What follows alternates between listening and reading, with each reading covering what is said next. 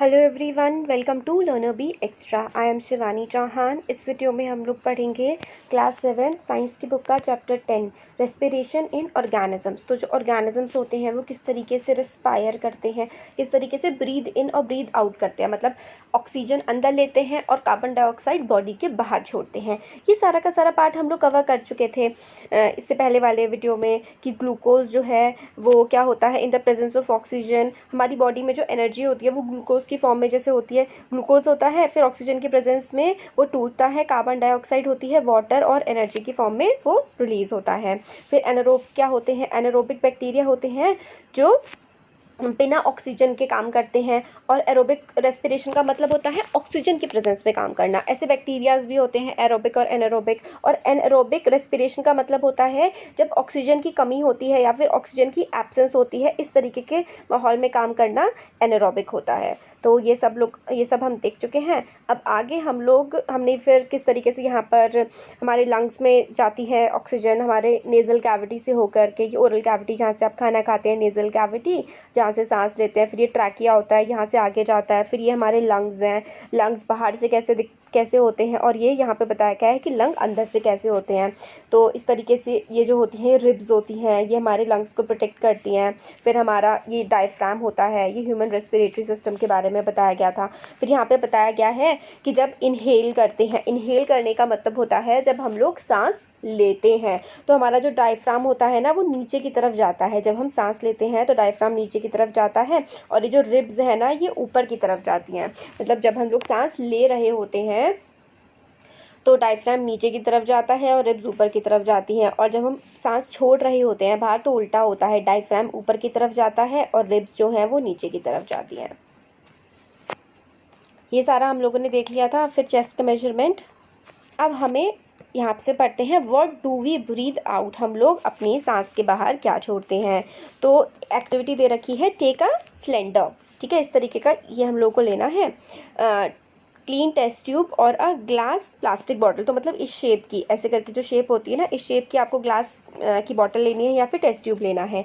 Pour some freshly prepared lime water in the test tube, और आपको जो test tube आपने ली है उसमें आपको क्या करना है, आपको लाइम वाटर उसमें डालना है। लाइम वाटर मतलब यानी कि जो नींबू पानी होता है ना, लाइम वाटर, वो इसमें आप लोगों को डालना है। इंसर्ट अ प्लास्टिक स्ट्रॉ, और प्लास्टिक की स्ट्रॉ आप लोगों को डाल देनी है, जैसे कि इसमें दिखाया गया है ना कि आपने बॉटल ली, ये क्या किया, बॉटल ली, फिर इसमें आप लोगों ने क्या किया, नींबू का पानी डाल दिया, फिर एक लंबी सी जो स्ट्रॉ होती है जैसे जूस वगैरह पीते हैं वो आप लोगों को डाल देनी है। फिर क्या करना है, द होल, फिर उसके बाद water in the test tube, insert a plastic straw through the hole in the lid, तो जो यहाँ पे आपका होता है ना ये लिड होती है ऊपर का होता है, इसमें आप लोग को क्या करना है, insert a straw through the hole in the lid in such a way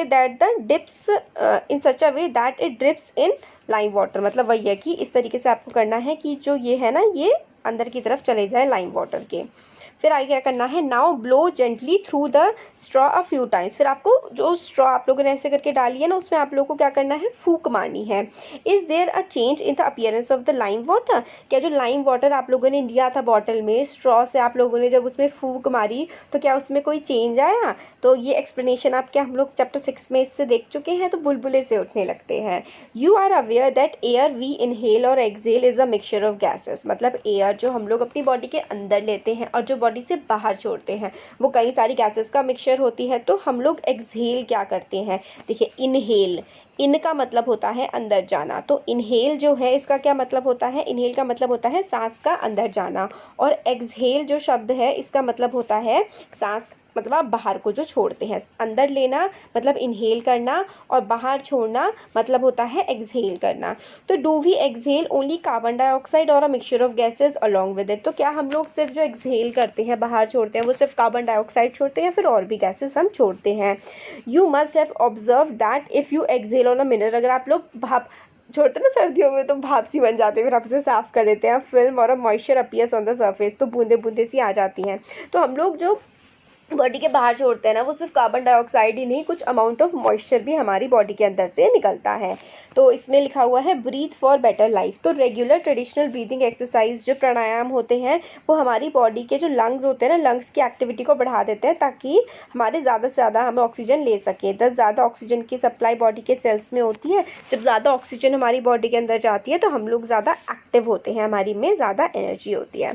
तो देखिए बुलबुले से बन जाते हैं, वाइट से कलर का हो जाता है। जब आप लोग लेमन वाटर में फूकते हैं ना तो वो थोड़ा वाइटिश से कलर का हो जाता है।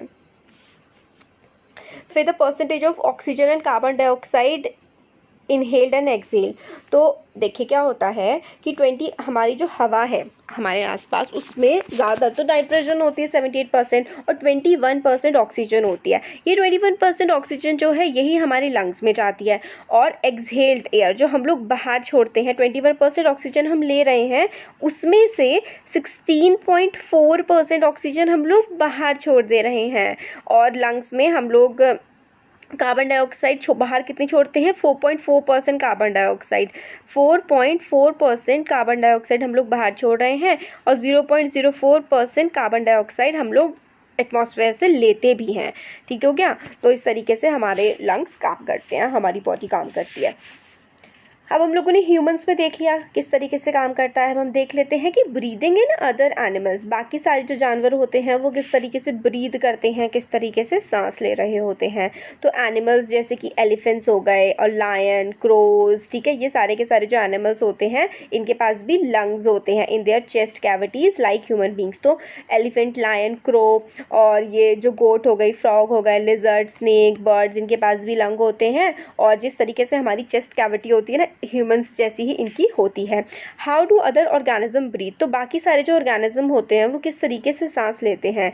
Do they also have lungs like those of human beings, क्या उनके पास भी लंग्स होते हैं जैसे कि ह्यूमन बींग्स के पास होते हैं। तो लेट्स फाइंड आउट, वही है हम आगे देखने वाले हैं। कॉकरोच घर में देखा योगा, गंदा सा लगता है, बहुत लोग तो डरते भी हैं, है ना। आप अच्छा बताइएगा कि आप में से किस किसको कॉकरोच से डर लगता है और किसको नहीं लगता है। तो फनी सी चीज़ें बताना चाहें तो ज़रूर बताइएगा कमेंट बॉक्स में। तो जो कॉकरोच है, और कॉकरोच हैज़, या फिर आप लोग बता सकते हैं कि आपको सबसे गंदा एनिमल कौन सा लगता है और सबसे अच्छा एनिमल कौन सा लगता है। तो देखिए कॉकरोच जो है has a small openings on the side of its body, उसकी बॉडी पे ना छोटी छोटी सी ओपनिंग्स होती हैं। Other insects have also similar openings, body के साइड में उसकी ओपनिंग्स होती हैं। और काफ़ी सारे और भी जो इंसेक्ट्स होते हैं, कीड़े मकोड़े होते हैं, उनकी बॉडी में भी ऐसी ही ओपनिंग होती है। तो these openings are called spiracles. तो जो ये जो इंसेक्ट्स होते हैं जैसे कि कॉकरोच हो गया और बाकी और भी कीड़े मकोड़े, इनकी बॉडी में जो ओपनिंग होती है, ओपनिंग का मतलब कुछ 6 टाइप के होते हैं जिससे मतलब हवा ट्रांसफ़र होती रहती है ना, इसको स्पाइरिकल्स कहते हैं। Insects have a network of air tubes called trachea for gas exchange. तो इनका ना नेटवर्क होता है एयर ट्यूब्स का, बहुत सारी इनकी बॉडी में एयर ट्यूब्स होती हैं, उसके पूरे के पूरे नेटवर्क को हम क्या कहते हैं, ट्रैकिया कहते हैं। जो ओपनिंग्स होती हैं उसको तो हम लोग स्पाइरिकल बोलते हैं, और इनके जो नेटवर्क होता है ना एयर के ट्यूब्स का, ओपनिंग को हम लोग स्पाइरिकल बोलते हैं और एयर के ट्यूब के नेटवर्क को हम लोग ट्रैकिया बोलते हैं, जिससे गैसेस जो है वो एक्सचेंज कर पाती हैं।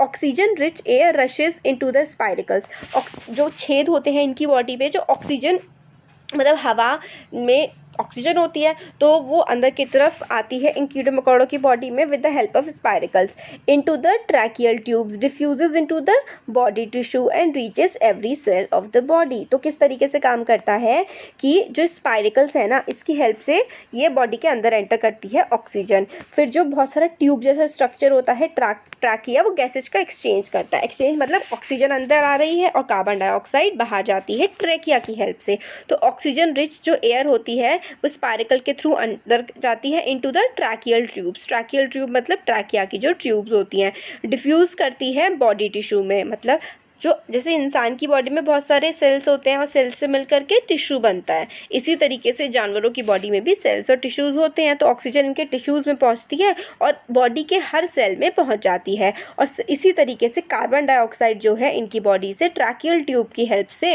मतलब बॉडी से ट्रैकियल ट्यूब्स में जाएगी, ट्रैकियल ट्यूब से जो स्पाइरिकल्स प्रेजेंट होते हैं उन पर जाती है और कार्बन डाइऑक्साइड बॉडी के बाहर निकल जाती है। दीज एयर ट्यूब्स और trachea are found only in insects. ये जो एयर ट्यूब्स होते हैं, ट्रैकिया होता है, ये सिर्फ और सिर्फ कहाँ पर मिलते हैं हमें, इंसेक्ट्स में, and not in any other group of animals. तो आप लोगों को एग्जाम में क्वेश्चन आ सकता है कि जो ट्रैकिया होता है या फिर जो ये एयर ट्यूब्स होते हैं, ये क्या हर किसी की बॉडी में होते हैं? तो नहीं, देखिए सिर्फ और सिर्फ इंसेक्ट्स की बॉडी में। यहाँ पे दिखा रखा है ये ट्रैकिया ट्यूब्स, देखिए यहाँ पे ट्यूब्स है ना, ट्रैकिया ये हमें दिखाया हुआ है इसमें। तो ट्रैकियल सिस्टम ये है। तो अर्थवॉर्म के बारे में हम लोगों ने देखा। अर्थवॉर्म में हमने क्या क्या देखा कि इसकी बॉडी में स्पाइरकल होता है, इसकी बॉडी में ट्रैकिया होता है, और गैसेज का एक्सचेंज, ये लोग ऑक्सीजन लेते हैं और कार्बन डाइऑक्साइड बाहर छोड़ते हैं ट्रैकिया और स्पाइरकल्स की मदद से। अब आता है अर्थवॉर्म। चैप्टर 9 जो था क्लास 6 का, उसमें भी आप लोगों ने अर्थवॉर्म के बारे में पढ़ा था कि किस तरीके से अर्थवॉर्म ब्रीथ करते हैं थ्रू देयर स्किन्स। तो अर्थवॉर्म किस तरीके से सांस लेते हैं अपनी स्किन की हेल्प से, जैसे कि हम लोगों ने इसका देखा, कॉकरोच कहते हैं स्पाइरकल्स और ट्रैकिया की मदद से करता है, मगर अर्थवॉर्म क्या करता है? अपनी स्किन की मदद से जो है वो सांस लेता है। The skin of an earthworm feels moist and slimy on touching. बहुत ही गिलगिली सी होती है, गंदी सी अर्थवॉर्म की स्किन, अगर आप उसे टच करेंगे तो। Gases can easily pass through them, उसकी स्किन से ना जो गिलगिली सी होती है, गैसेस जो है ईजिली पास थ्रू कर पाती हैं। दो frogs have a pair of lungs like human beings. Frog जो होता है उसके मतलब लंग्स होते हैं ह्यूमन बींग्स की तरह ही। They can also breathe through the skin. Frog के पास लंग्स होते हैं, बट फ्रॉग भी गिलगिली सी स्किन होती है ना उसकी, तो वो भी जो है आराम से ऑक्सीजन और कार्बन डाइऑक्साइड का एक्सचेंज कर सकता है, which is moist and slippery. तो उनकी भी गिलगिली सी स्किन होती है। तो अर्थवॉर्म जो है वो तो पूरी तरीके से स्किन से अपना गैसेस ऑक्सीजन लेता है, कार्बन डाइऑक्साइड बाहर छोड़ता है। फ्रॉग्स के पास तो जबकि लंग्स होते हैं, फिर भी वो अपनी स्किन का भी इस्तेमाल करता है गैसियस एक्सचेंज के लिए। देखिए गैसियस एक्सचेंज का मतलब होता है ऑक्सीजन लेना और कार्बन डाइऑक्साइड बाहर छोड़ना। आप एक्सचेंज कर रहे हैं ना, कुछ ले रहे हैं कुछ दे रहे हैं, तो इसलिए इसको गैसियस एक्सचेंज बोला जाता है। अब आता है ब्रीदिंग। यहाँ पे ये बोला गया है, भूजो है सीन इन टेलीविजन प्रोग्राम की जो वेल्स डॉल्फिन्स होती हैं वो बार बार सरफेस पे आती हैं, और एक even release fountain of water sometimes while moving upwards. Why do they do so? ऐसा होता है ना, देखिए जो डॉल्फिन्स है ना वो मैमल्स होती हैं, वो पानी के अंदर सांस नहीं ले पाती हैं, तो वो कुछ कुछ देर बाद क्या करती हैं, सरफेस के ऊपर आती हैं और सांस लेती हैं और फिर से चली जाती हैं, इसलिए वो ऐसा करती हैं। ब्रीदिंग अंडर वाटर, अब यही हमें बताया गया है। क्या इंसान क्या पानी के अंदर सांस ले सकते हैं? नहीं ले सकते। और मैमल्स कौन होते हैं? जो बच्चों को जन्म देते हैं, वो होते हैं मैमल्स। बच्चों को जन्म नॉर्मली अपनी अंडे के थ्रू नहीं, जैसे अपनी बॉडी के अंदर रखते हैं और फिर उसके बाद बच्चे को जन्म देते हैं, वो मैमल्स होते हैं, जैसे कि ह्यूमन बींग्स हो गया। हम लोग ब्रीथ कर सकते हैं, क्या हम सांस ले सकते हैं और ज़िंदा रह सकते हैं अगर हम पानी के अंदर रहें? तो ऐसा नहीं कर सकते। बट काफ़ी सारे ऑर्गेनिजम्स होते हैं जो पानी के अंदर रह सकते हैं, पानी के अंदर सांस ले सकते हैं। हम लोगों ने क्लास 6 में पढ़ा था कि जो फ़िश होती है उसके पास गिल्स होते हैं, जिसकी वजह से वो ऑक्सीजन जो कि पानी में डिज़ोल्व होती है ना, वाटर में जो ऑक्सीजन डिज़ोल्व होती है उसको यूज़ करके फ़िश अपनी ऑक्सीजन की ज़रूरत को पूरा कर लेती है। किसकी हेल्प से? फ़िश के पास ना गिल्स होती हैं। ये चीज़ आपको बिल्कुल याद रखनी है, गिल्स होती है, GILLS। Gills are projections of the skin. Gills पे ना प्रोजेक्शंस होते हैं, अभी देखेंगे, ये देखिए यहाँ पर इस तरीके के ऐसे ऐसे करके होते हैं ना, ये गिल्स होते हैं फिश में, इसकी हेल्प से वो सांस लेती हैं। आप लोगों को लग रहा होगा कि गिल्स कैसे हेल्प करते हैं। Gills are very well supplied with blood vessels for exchange of gases. Gills में ना काफ़ी सारे ब्लड वेसल्स प्रेजेंट होती हैं, जिसकी हेल्प से वो ईजिली क्या कर पाते हैं, एयर ऑक्सीजन की जो सप्लाई होती है उसका इस्तेमाल कर पाते हैं, ये इसमें बताया गया है। तो gills are well supplied with blood vessels for exchange of gases. तो गैसियस एक्सचेंज गिल्स आराम से कर पाते हैं। अब तो मछली कैसे सांस लेती है? गिल्स की हेल्प से। और गिल्स जो है बहुत सारी ब्लड वेसल से कनेक्ट होते हैं और वो ऑक्सीजन की सप्लाई आराम से हो पाता है। Do plants also respire? के प्लांट्स भी सांस लेते हैं? बिल्कुल हाँ। लाइक सारे के सारे ऑर्गेनिजम्स होते हैं, प्लांट भी अपने सर्वाइवल के लिए सांस लेते हैं, 6th क्लास में भी देखा था। They also take in oxygen, वो हवा में से ऑक्सीजन लेते हैं और क्या करते हैं, गिव आउट कार्बन डाइऑक्साइड। तो वैसे तो अब आप सोच रहे होंगे हमने तो अभी तक पढ़ा था कि जो प्लांट है वो बाहर ऑक्सीजन निकालते हैं और कार्बन डाइऑक्साइड एटमॉस्फेयर से लेते हैं, तो ये दोनों काम करते हैं। In cells oxygen is use to break down glucose into carbon dioxide and water as in other organisms. तो प्लांट्स में भी होता है कि ऑक्सीजन लेते हैं और जो सेल्स होते हैं मतलब ग्लूकोज होता है उसको तोड़ते हैं और कार्बन डाइऑक्साइड बाहर निकालते हैं। In plants each part can independently take in oxygen from the air and give out carbon dioxide. Plant का हर एक पार्ट, चाहे वो स्टेम हो, चाहे वो रूट हो, चाहे वो लीफ हो, कुछ भी हो, हर एक पार्ट प्लांट का ऑक्सीजन ले सकता है और कार्बन और अपना खाना जो है एनर्जी प्रोड्यूस कर सकता है। You have already learn in chapter 1 की जो लीव्स होती है प्लांट्स की, उनमें छोटे छोटे से पोर्स होते हैं जिसको स्टोमेटा कहते हैं, for the exchange of oxygen and carbon dioxide. तो हम लोगों ने चैप्टर 1 में भी देखा था कि जो लीफ होती है ना, लीफ पे ना छोटे छोटे से ना पोर्स होते हैं। ये जो छोटे छोटे से पोर्स होते हैं ना, इनको हम लोग स्टोमेटा बोलते हैं। तो और ये जो स्टोमेटा होता है ना, ये क्या करता है, ये गैशियस एक्सचेंज का काम करता है। स्टोमेटा करता है गैशियस एक्सचेंज का काम। इससे क्या होता है, ऑक्सीजन जो है वो अंदर आता है और कार्बन डाइऑक्साइड बाहर जाता है, और फिर कार्बन डाइऑक्साइड अंदर भी आता है और ऑक्सीजन बाहर भी जाता है। ये दोनों के दोनों काम करता है। सारे के सारे ऑर्गेनिजम्स की तरह प्लांट्स की भी जो है रूट सेल्स होते हैं, also need oxygen to generate energy. तो जो रूट्स होते हैं ना, उनको ऑक्सीजन की ज़रूरत होती है एनर्जी प्रोड्यूस करने के लिए। रूट्स जो हैं वो हवा में से, roots take up air from the air spaces present between the soil particles. तो जो रूट्स होती हैं ना, रूट्स क्या करती हैं, ऑक्सीजन ले लेती हैं। जो सॉइल होती है, मिट्टी होती है, सॉइल के पार्टिकल्स में जो ऑक्सीजन प्रेजेंट होती है ना, वहाँ से ऑक्सीजन ले लेती हैं और अपना काम चला लेती हैं। तो सॉइल के पार्टिकल्स के बीच में जगह होती है, तो इस तरीके से वो अपना काम चला लेती हैं। अब can you guess what would happen if potted plant is over watered. अगर पॉटेड प्लांट जो मतलब गमले में जो प्लांट होता है, उसको पानी में अगर बहुत ज़्यादा उसको पानी दे दिया जाए ना, तो उसको बहुत ज़्यादा दिक्कत होने लगती है, सफोकेशन होने लगती है। तभी तो अगर बहुत ज़्यादा पानी दे दिया जाए तो भी प्लांट मर जाता है। In this chapter you can learn respiration. हम लोगों ने पढ़ा कि काफ़ी सारे जो ऑर्गेनिजम्स होते हैं उसमें किस तरीके से वो सांस लेते हैं और क्या क्या वो प्रोसेस होता है, और ऑक्सीजन लेना, कार्बन डाइऑक्साइड छोड़ना कितना इंपॉर्टेंट पार्ट है। सारे के सारे लिविंग ऑर्गेनिजम्स जो होते हैं उनको रिस्पायर करने की ज़रूरत होती है, सांस लेने की ज़रूरत होती है, ताकि उनकी बॉडी में एनर्जी प्रोड्यूस हो सके और वो ज़िंदा रह सकें, सर्वाइव कर सकें। इसकी समरी जो है ना, इसकी समरी हम लोग ऑलरेडी बना चुके हैं, लर्नर भी हमारा चैनल है उस पर। और देखिए, आप लोग सब्सक्राइब नहीं करते हैं चैनल को, बहुत गलत बात है ये। मतलब 87% लोग ऐसे हैं तो वीडियोस देखते हैं बट सब्सक्राइब नहीं करते हैं। तो प्लीज़ सब्सक्राइब ज़रूर करिए चैनल को, ताकि आप लोगों के लिए तो वीडियोज़ बनाती हैं। आप लोग सब्सक्राइब करेंगे तो आप लोग को हेल्प मिलेगी, जब वीडियो आएगी तभी आपको पता लग जाएगा। तो प्लीज़ सब्सक्राइब ज़रूर करिएगा, अपने फ्रेंड्स के साथ भी इसको शेयर करिएगा। तो थैंक यू सो मच।